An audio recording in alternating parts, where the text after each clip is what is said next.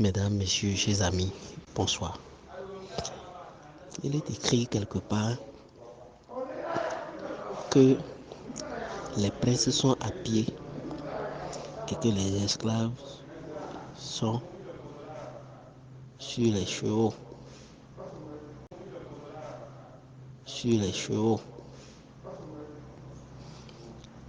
Beaucoup de gens se plaignent de n'avoir pas suffisamment de chance. Beaucoup de gens se plaignent de n'avoir pas suffisamment de chance, d'opportunité, que dis-je, se plaignent de ne pas connaître tel, de ne pas pouvoir accéder à telle chose. Et ça fait partie désormais de leur quotidien. Chaque jour, ils se lèvent, c'est pour se plaindre. En réalité, ils n'ont pas encore fini de se plaindre. C'est ça la triste vérité. Ils n'ont pas encore fini de se plaindre. Et je suppose que l'année prochaine, l'année qui vient, en tout cas l'année romaine qui vient, parce que c'est dans le calendrier romain, et tout le monde l'a adopté par convention, sinon il y en a plusieurs, l'année qui vient, que chacun se donnera suffisamment le droit et le devoir d'avoir les chances ou la chance. En réalité, de quoi s'agit-il? Lorsqu'on parle de chance, en fait, c'est la rencontre entre la préparation préalable et l'opportunité. Ça veut dire que pour pouvoir saisir une chance, il faut se préparer préalablement par rapport à ça. C'est pour cela que dans des cas donnés, vous allez entendre on dire « Ah, il a eu la chance, hein. Il a eu la chance, hein. Il a eu la chance, hein. » Mais cette chance, vous allez voir que la personne s'est préparée d'une certaine façon. Soit physiquement, soit mentalement, soit sur le plan causal, soit sur le plan de la pensée, soit sur le plan du désir ou de la volonté. En tout cas, la personne s'est préparée d'une certaine façon.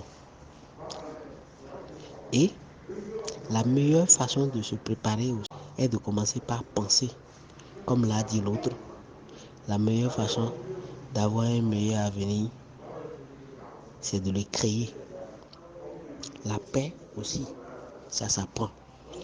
J'espère que chacun se donnera suffisamment le devoir de saisir les opportunités, d'avoir suffisamment de chance.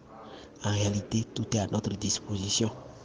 Oui, je dis tout est à notre disposition parce que imaginez, il fut un moment où la syphilis, lorsque vous attrapez la syphilis, c'est que vous mourrez. Il n'y avait même pas de traitement. C'est que vous mourrez. Après, les gens ont trouvé le remède.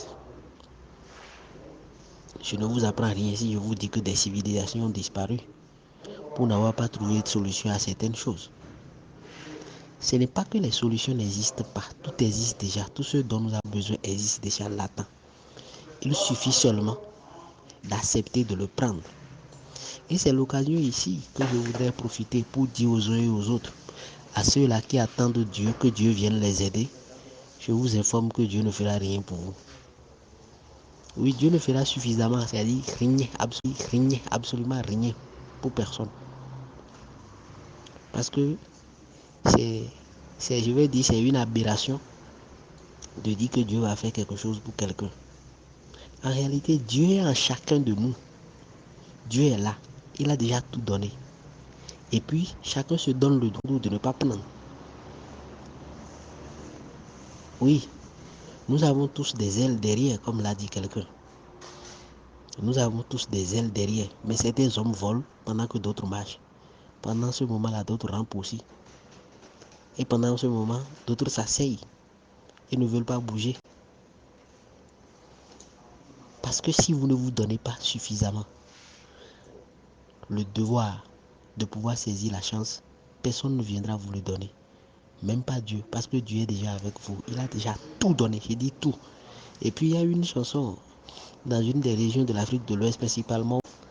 et encore plus particulièrement chez ceux-là qu'on appelle les frères Guédengue, où ils ont dit c'est beau qu'on a des poids, il est souci à l'homme, des vont vont. Ça veut dire quoi?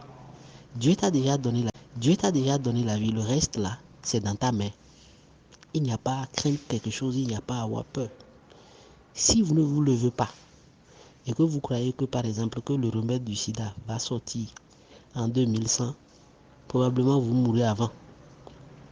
Sachez que le remède, toutes les solutions, toutes les opportunités, tout ce que vous voulez là, tout existe déjà. C'est à vous de le prendre. Et pour le prendre, il faut se préparer. Ceux qui cherchent travail, par exemple, qui ne maîtrisent pas peut-être l'informatique, ceux qui cherchent peut-être à faire un projet, qui ne savent pas comment ils vont peut-être négocier, présenter leur produit.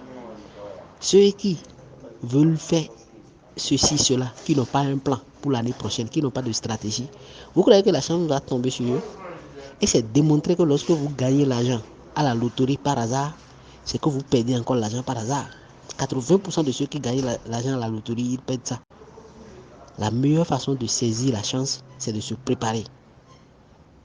Pour ne pas dire saisir l'opportunité, parce que la chance, ce n'est que la rencontre entre la préparation et l'opportunité.